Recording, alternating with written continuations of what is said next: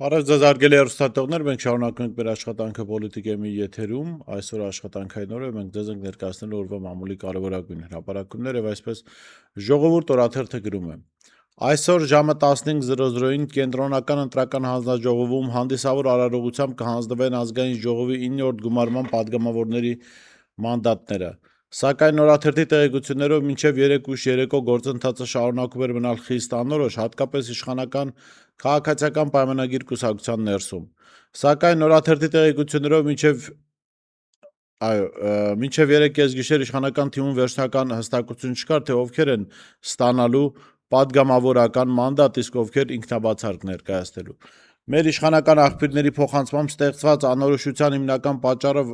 վարչապետի պաշտոնը զբաղեցնող Նիկոլ Փաշինյանի վերջնական քաղաքական որոշումների բացակայությունն է։ Փաշինյանն այս օրերին գտնվում է արձակուրդում եւ ըստ մեր տեղեկությունների մինչ այժմ վերջնական ցուցումներ չեն տրվել,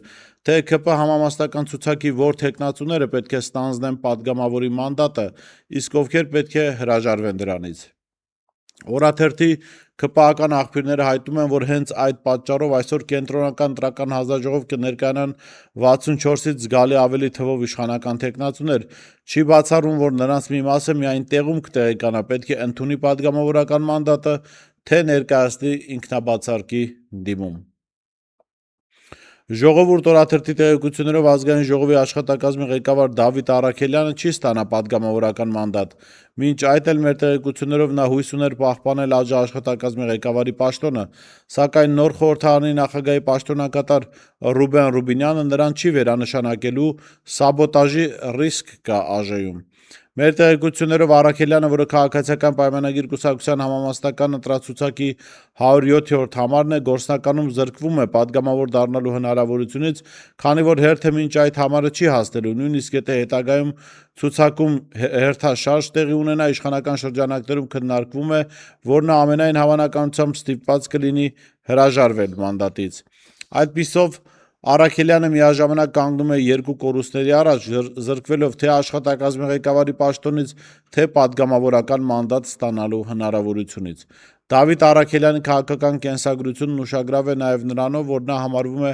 ԱԺ նախկին նախագահ Ալեն Սիմոնյանի ամենամտերիմ մարդկանցից մեկը եւ աշխատակազմի ղեկավարի պաշտոնում նշանակվել էր հենց Սիմոնյանի պաշտոնավարման ընթացքում։ Բացի այդ, նա հայտնի է նաև որպես ՔՊ վարչության անդամ Հասմիկ Հակոբյանի զուգընկերը։ Չգիտեմ, ես ինչքանով էր հետաքրքիր, որ Հասմիկ Հակոբյանի զուգընկերն է, բայց ամեն դեպքում շատ զավեշտալի է կարդալ հետևյալ ձևակերպումը. Դավիթ Առաքելյանի քաղաքական կենսագրություն։ Պատկերացնում եք քաղաքական գործունեությամբ զբաղվելը որքան է արժեզրկվել, որ փաստորեն Դավիթ Առաքելյանն էլ իր հերթին քաղաքական կենսագրություն ունի։ Փաստ օրաթերթը գրում է. Գործող իշխանության ղեկավար Նիկոլ Փաշինյանը, որը դեռ 2019 թվականին ասում էր Հայաստանում դատավոր կա,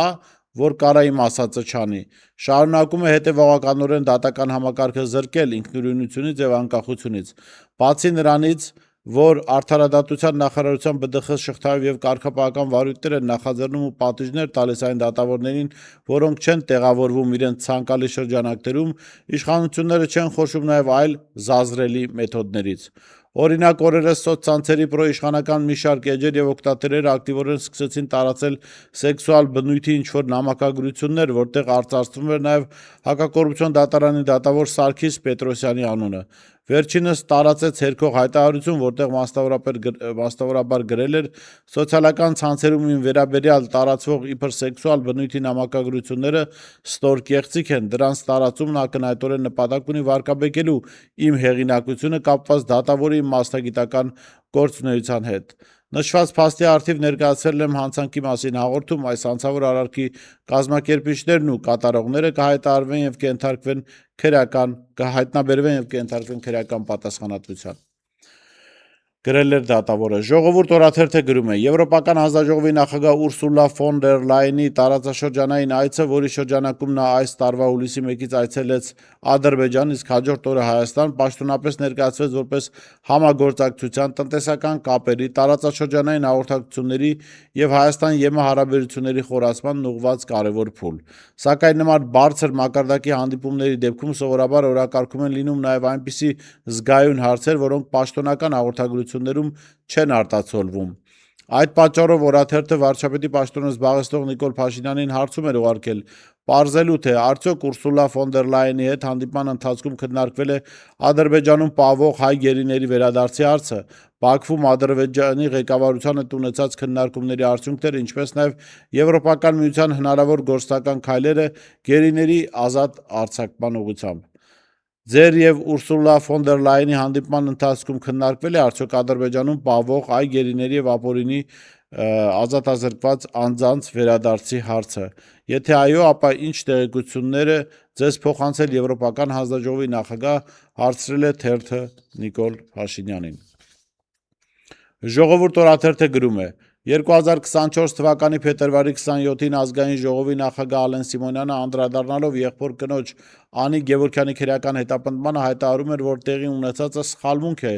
իսկ նրա հարազատը որևէ առնչություն չունի իրեն վերագրվող արարքի հետ։ Սակայն ընդամենը մի քանի ամիս անց պարզվեց, որ իրականությունը բոլորովին այլ է։ Գլխավոր դատախազությունը պաշտոնապես հաստատեց, որ Անի Գևորգյանի նկատմամբ քրեական հետապնդումը դադարեցվել է ոչ թե անմեղ լինելու, ոչ էլ մեղադրանքի անհիմն լինելու պատճառով, այլ գործուն զղջման հիմքով, այսինքն հարսը խոստովանել է իր հանցանքը եւ իր պաշտպանի միջոցով միջնորդել է կիրառել հենց գործուն զղջման ինստիտուտը։ Սա նշանակում է, որ ամիսներ առաջ ազգային ժողովի նախագահի հրապարակային հայտարարությունն այն մասին, թե իր եղբոր կնոջ նկատմամբ հարուցված մեղադրանքը պարզապես սխալմունք է, փաստացի չի համընկել հետագայում նույն քրեական վարույթում արձանագրված իրավական իրողության հետ։ Ժողովուրդ օրաթերթը գրում է. Օրաթերթի տեղեկություններով բարձր տեխնոլոգիաների արդյունաբերության նախկին նախարար Մխիթար Հայրապետյանը, որը հրաժարվել էր շարունակել աշխատանքը կառավարության կազմում, հրաժարվել է նաև ազգային ժողովի падգամավորի մանդատից։ Հիշեցնենք, որ կառավարության կազմում Հայրապետյանի աշխատանքը չշարունակելու փաստը հաստատել էր նաև վարչապետի պաշտոնը զբաղեցնող Նիկոլ Փաշինյանը։ Ժողովրդի տեղեկություններով Մխիթար Հայրապետյանը, որը քաղաքացիական պայմանագիր կուսակցության համամասնական ընտրացուցակի 36-րդ համարն էր եւ ընտրվել է падգամավոր, ինքնաբացարկի դիմում է ներկայացրել 3։ Արդյունքում այսօր կենտրոնական ընտրական հանձնաժողովի կողմից մանդատ չի ստանա։ Ուշագրավ է, որ սա արդեն երկրորդ նման հրաժարականն է նույն քաղաքական շրջանակում, ավելի վաղ падգամավորական մանդատից հրաժարվել էր նաև Մխիթար Հայրապետյանի քավորը Վաղարշակ Հակոբյանը բիզնեսով զբաղվելու հրապարակային պատճառաբանությամբ։ Օրաթերթի տեղեկություններով փոփոխությունները չեն սահմանափակվում միայն անձամբ Հայրապետյանի որոշմամբ։ Նրա ղեկավարած ոլորտում եւս կադրային տեղաշարժերն արդեն մեկնարկել են։ Նախարարի թիմի ներկայացուցիչները հերթով ազատման դիմումներ են ներկայացնում, սկսած նախարարի տեղակալներից։ Մինչև անցնենք պոլիտիկայի մի երկու հրապարակման, առաջարկում եմ գովազդային դադար եւ վերադառնանք։ Հետևիր սրտիդ ձայնին, այն քեզ ուզում է տանել անհայտ հեռուներ, վայելիր աշխարհի ճկնաղ քաղաքներն ու արևոտ լողափերը նոր զգացողություններով, նոր համերով։ 2026-ը թող լինի հույսերի, մոտիվացիայի, նպատակների իրագործման տարի։ Եվ հիշեք, ամեն ինչ սկսվում է մեկ որոշումից։ Նոր տարին գալիս է նոր հնարավորություններով ու արկածներով։ Քո հաջորդ արկածը մեկ թռիչքի հեռավորության վրա է։ Travel with M 095 89 20 48 Շնորհակալ եմ, որ շարունակում եք հետևել մեր եթերին, առաջարկում եմ բաժանորդագրվել մեր ալիքին եւ այսպես պոլիտիկայի հրապարակումներն եմ ներկայացնում ձեզ։ Երեք հայտնի դարձավ, որ Ուժեղ Հայաստան կուսակցության ցուցակի 3-րդ համար իրավաբան Գոհար Մելոյանը կենտրոնական ընտրական հանձնաժողով ինքնաբացարկի դիմում է ներկայացրել, հրաժարվելով падգամավորական մանդատից։ Մամուլը օրեր առաջ գրել էր, որ Մելոյանի փաստաբան ամուսինը դեմ է եղել, որ կինը գնա ազգային ժողով, սակայն պոլիտիկեմին այլ մանրամասներ են հայտնի դարձել։ Մեր տեղեկություններով Գոհար Մելոյանը եղել է թիմի եզակի անդամներից մեկը, ով սկզբունքորեն դեմ է եղել մանդատները վերցնելուն։ Ներքին քննարկումների ընթացքում նա պնդել է, որ ստեղծված քաղաքական իրավիճակում խորհրդարանական մանդատները ընդունելը նշանակում է լեգիտիմացնել Նիկոլ Փաշինյանի իշխանությունը եւ ինքը չի ցանկանում այդ պատասխանատվությունը կրել։ Մեր տեղեկություններով հենց այդ դիրքորոշումից հետո կուսակցության ղեկավարությունն առաջարկել է Մելոյանին հրաժարվել մանդատից, հնարավորություն տալով, որ խորհրդարան մտնի մարդ, ով նման վերապահումներ չունի եւ պատրաստ է ստանձնել падգամավորի լիազորությունները։ Իդեպ հետաքրքիր է, որ սովորաբար Հայաստանի քաղաքական կյանքում կանայք քաղաքականապես ավելի պատասխանատու են, ու ոչ բոլոր դեպքերում իհարկե, բայց տղամարդկանց դեպքում ավելի հազվադեպ կարելի է նման բանի հանդիպել։ Մենք հատկապես վերջին շրջանում տեսնում ենք տղամարդ տեխնացուներ, որոնք հայտարարել էին, որ պատգամավորական մանդատ չեն վերցնելու, հետո ասցին դե դա արդեն հաշիվ չի,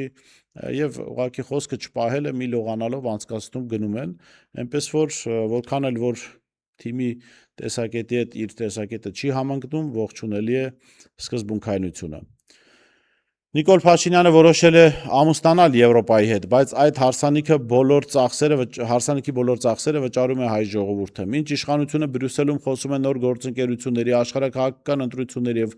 պատմական շրջադարձերի մասին, Հայաստանի գյուղացին կանգնած է իր փչացող բերքի առաջ։ Ռուսաստանում փակվում են հայկական արտադրանքի շուկաները, արտահանումը կանգ է առնում, ներքին շուկան չի կարող խլանել այն ծավալները, իսկ կառավարությունը շարունակում է ձևացնել, թե ամեն ինչ վերահսկողության տակ է։ Երեք արդեն գյուղացիները փակեցին Երևան-Երասխ ավտոճանապարհը, պահանջելով լուծել լոլիկի մթերման խնդիրը։ Սա առաջին զանգը չէ, այլ այն քաղաքականության բնական հետևանքը, որի մասին տարիներ շարունակ զգուշացվում էր։ Իշխանությունը փորձեց համոզել հասարակությունը, թե կարելի է առանց հետևանքների փչացնել հարաբերությունները Հայաստանի ամենախոշոր տնտեսական գործընկերոջ հետ, կարելի է քաղաքական հայտարարություններ անել, աշխարհաքաղաքական խաղեր խաղալ, իսկ տնտեսությունը ինքն իրեն կհարմարվի։ Բայց տնտեսությունը քարոզչությամբ չի աշխատում, երբ երկրի հիմնական արտահանման շուկայի դուռը փակվում է, դրա գինը չի վճարում վարչապետի պաշտոնը զբաղեցնողը, այն վճարում է գյուղացին, որի լոլիկը չի վաճառվում, այգեգործը, որի ծիրանը մնում է պահեստում, ջերմոցատերը, որի ամբողջ տարվա աշխատանքը մի քանի օրում կարող է վերածվել զրոյի։ Սա է Փաշինյանի քաղաքականության իրական գինը։ Եվրոպայի հետ լուսանկարներն ու ձեռքսեղմումները գեղեցիկ են երևում հեռուստաէկրաններին, բայց գյուղացու համար դրանք եկամուտ չեն դառնում։ Նա այսօր փող չի ուզում Բրյուսելի խոստումներից, նա ուզում է վաճառել իր բերքը։ Եթե իշխանությունը որոշել է փոխել երկրի արտաքին քաղաքական ուղղությունը, ապա պարտավոր է նախ ապահովել նոր շուկաներ, նոր տնտեսական հնարավորություններ եւ միայն հետո գնալ այդ ճանապարհով։ Հակառակ դեպքում ստացվում է, որ Փաշինյանը Եվրոպայի հետ հարսանիք է կազմակերպել, բայց խնջույքի հաշիվը տվել է վճարելու հայ գյուղացուն։ Երեք դուք տեսաք այդ բողոքի ակցիաները։ Ճիշտն ասած, ես կուզեի շատ ցանկանայի, որ մեր հասարակությունը քաղաքականապես առավել հասուն լիներ, հասկանար, որ նախընտրական շրջանում այն ազդակները, որ եկան Ռուսաստանի Դաշնությունից, դրանք չէին վերաբերվում կամ այս կամ այն ուժի աջակցելու համար չէին, նախընտրական տրամաբանության մեջ չէին եւ դրանք գլոբալ արձագանք են Նիկոլ Փաշինյանի քաղաքականությանը եւ եթե ընտրությունների ընթացքում